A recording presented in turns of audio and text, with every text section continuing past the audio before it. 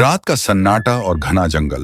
विक्रमादित्य अपने कंधे पर बेताल को लादे हुए एक पहाड़ी मार्ग पर चल रहे थे। रास्ते में बेताल ने अपने चिर परिचित व्यंग्यपूर्ण स्वर में कहा, राजन, तुम्हारा साहस वाकई प्रशंसनीय है। बार बार मुझे इस पेड़ से उतारते हो और मैं हर बार तुम्हें अपनी कहानियों में उलझा देता हूं। चलो, आज तुम्हें एक ऐसी कथा सुनाता हूं जिसमें प्रेम, त्याग और श्रद्धा की अद्भुत मिसाल छिपी है। ध्यान से सुनो, लेकिन उत्तर सोच समझ कर देना। राजा ने बिना कुछ कहे अपने कदमों को तेज कर लिया।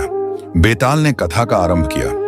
यह कहानी है एक ऐसे राजकुमार की जिसने प्रेम में डूबकर अपने प्राणों तक का त्याग करने का प्रण लिया था।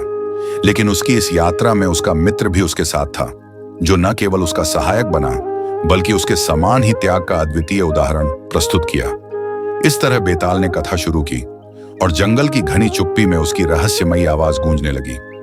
राजकुमार अपने मित्र के साथ कई राज्यों का भ्रमण कर रहा था। दोनों घोड़ों पर सवार पर्वतों और नदियों को पार करते हुए एक नए नगर शिवपुरी में पहुंचे। यह नगर अपनी समृद्धि और पवित्रता के लिए प्रसिद्ध था। शिवपुरी में प्रवेश करते ही दोनों मित्रों की नजर एक विशाल और प्राचीन देवी मंदिर पर पड़ी। मंदिर के ऊंचे शिखर पर घंटियां लटक रही थीं, जिनकी आवाज दूर दूर तक गूंजती थी।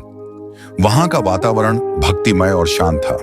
दोनों मित्र घोड़े से उतरकर मंदिर में प्रवेश कर गए। वे देवी के भव्य विग्रह के सामने खड़े होकर सिर झुकाते हुए प्रार्थना करने लगे। उसी समय राजकुमार की नजर मंदिर परिसर में खड़ी एक सुंदर राजकुमारी मौन पर पड़ी। वह राजकुमारी अद्वितीय सौंदर्य की धनी थी। उसकी बड़ी बड़ी आंखें, लंबी जटाएं और सोने के आभूषणों से सजी पोशाक राजकुमार को मंत्रमुग्ध कर गई। पहली ही नजर में राजकुमार का हृदय राजकुमारी के लिए धड़कने लगा। वह इतनी प्रभावित हुआ कि उसने मन ही मन देवी से प्रार्थना की, हे मां, अगर यह राजकुमारी मेरी पत्नी बन जाए तो मैं अपना सिर आपके चरणों में अर्पित कर दूंगा। मित्र ने राजकुमार की बदलती मुद्रा देखी, लेकिन वह समझ नहीं पाया कि उसके मन में क्या चल रहा है। प्रार्थना के बाद दोनों मित्र मंदिर से बाहर निकलकर शिवपुरी में कुछ समय और बिताने लगे। लेकिन राजकुमार का मन अब केवल उस राजकुमारी के विचारों में उलझा हुआ था। मंदिर से बाहर निकलने के बाद भी राजकुमार का ध्यान उसी राजकुमारी पर अटका रहा।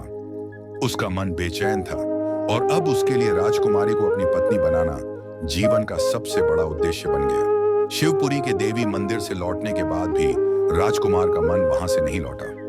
अपने राज्य में पहुंचकर भी वह हर वक्त राजकुमारी के ख्यालों में डूबा रहता। महल की भव्यता, राजसी सुख सुविधाएं और दरबार की चहल पहल भी उसे अब फीकी लगने लगी। उसका मन किसी काम में नहीं लगता था। भोजन का स्वाद, शिकार का आनंद और संगीत की मधुर ध्वनि सब कुछ उसे बेकार महसूस होता। राजकुमार का यह हाल देखकर उसका मित्र चिंतित हो गया। वह जानता था कि राजकुमार के हृदय में राजकुमारी के लिए गहरा प्रेम उत्पन्न हो चुका है, लेकिन इस विषय में कुछ कहने से पहले वह उसकी मानसिक स्थिति को समझना चाहता था।